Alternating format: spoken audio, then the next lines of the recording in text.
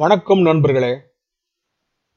பெரிய வைத்திய சில்லறை கோவை என்ற நூலில் நந்தீசர் ஞானம் 100 என்கிற தொகுப்பில் 31 மற்றும் 32வது பாடலாக சொல்லப்பட்டுள்ளது. 2 பாடல்கள் எளிய பக்குவம், 4 பொருட்களை கொண்டு நலமாக வாழ்வதற்கு மருந்து சொல்லித் தருகிறார் நந்தீசர் சித்தர். நந்தீசர் சொன்ன 2 பாடல்களில் சொல்லப்பட்ட பக்குவத்தில் உடம்பில் வருகின்ற எரிச்சலையும் உஷ்ணத்தையும் குறைக்குமாம், மேக நோய்களை துரத்துமாம், கண்ணுக்கு குளிர்ச்சி தருமாம், உடம்பு இறுகி தங்கம் போல மின்ன வைக்குமாம், தாது இறுகி நிற்குமாம். இப்படி உடம்புக்கும் மனசுக்கும் சந்தோஷமான விஷயமாகவே தமது பாடலில் சொல்லியிருக்கிறார். பாடலை பார்த்து வருவோமா? அறகிறே நருகம் வேறு பலந்தான் ஒன்று, அப்பனே மிளகதுதான் 108 அருகம் வேறு ஒரு பழம் 35 கிராம் அளவுக்கு எடுத்துக்கணும்.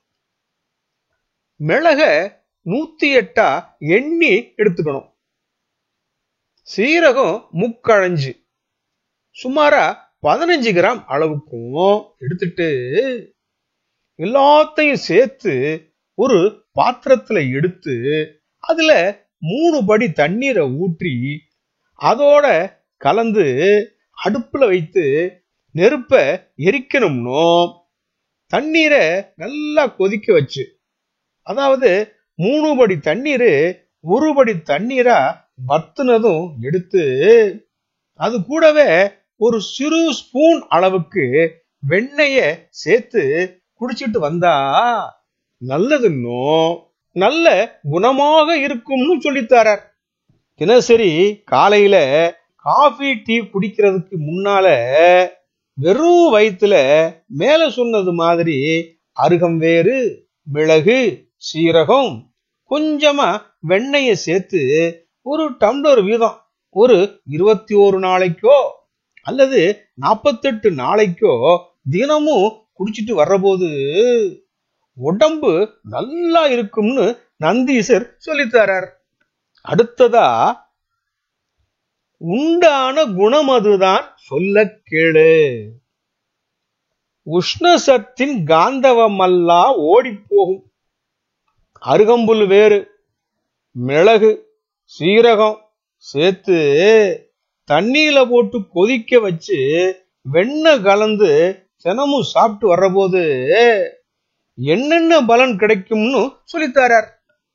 உடம்பு வெப்பத்தினால எரிச்சல் எடுக்கிறது ஓடி போகும்னோ, ரொம்ப நாளா துன்பம் கொடுத்துட்டு இருக்கிற மேக சம்பந்தமான நோய்கள் எல்லாம் பறந்து போகும்னோ, கண்கள் குளிர்ச்சியாகவும் உடம்பு தங்கம் போலவும் ஆரோக்கியமானதாக மாறி இருக்கும்னோ, நோயே இல்லாததால சொல்ல முடியாத ஆனந்தம் கிடைக்கும்னோ, கண்கள் குளிர்ச்சியாகவும் உடம்பு தங்கம் போலவும் ஆரோக்கியமானதா மாறி இருக்கும்னோ, நோயே இல்லாததால சொல்ல முடியாத ஆனந்தம் கிடைக்கும்னோ, தாது சீக்கிரம் கீழே விழாம சந்தோஷம் நிலைச்சிருக்கும்னோ, இந்த பக்குவம் தப்பவே தப்பாது, சரியாக செய்தால் சரியாக இருக்கும்னு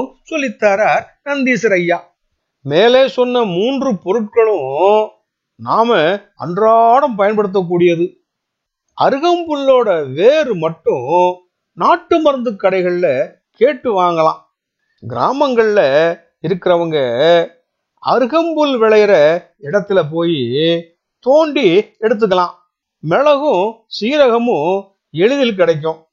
இந்த 3 பொருட்களும் அளவாக சேர்த்து வெயில்ல காய வச்சு பொடியாக செய்தும் கூட தண்ணீர்ல கலந்து கொதிக்க வச்சு குடிக்கலாம். அருகம்புல்லோட வேறு எதுக்கு? அருகம்புல்லையே நம்ம சாப்பிட்டா நல்லது இல்லையா அப்படின்னு கூட கேட்க தோணும். அருகம்புல்லோடைய பலனும் தன்மையும் வேறையா இருக்கும். அருகம்புல்லோட வேரோடைய பலனும் தன்மையும் வேறையா இருக்கும். அதனாலதான் நம்ம நந்தீசர் சித்தரையா அருகம்புல்லு வேறுன்னு குறிப்பா சொல்லித்தரார். அருகம்புல்லு எளிதா கிடைக்கணும். நம்ம விநாயகர் கோயிலில் விநாயகரை வழிபடுறதுக்கு இந்த அருகம்புல்ல பெரும்பாலும் பயன்படுத்துறதை இங்க பார்த்துருக்கலாம். அருகம்புல்லு கிடைக்குது அப்படின்றதுக்காக அருகம்புல்ல காய வச்சு பொடியாக்கி சாப்பிட்டாலும் தப்பு இல்லை. அருகம்புல்லோட வேறு கிடைச்சு அதை காய வச்சு பொடியாக்கி தண்ணீர்ல கொதிக்க வச்சு சாப்பிட்டாலும் தப்பு இல்லை. அருகம்புல்லோட வேரின் பலனும் மிளகு சீரகத்தின் பலனும் முழுமையாகவே நம் உடம்புக்கு கிடைக்க நந்தீசர் ஐயா சொல்லி தந்த இந்த பக்குவம் நல்ல விஷயம் தானே. பதிவை பார்த்தவர்களுக்கும் மற்றவர்களோடு பகிர்ந்தவர்களுக்கும் கோடானு கோடி நன்றிகள்.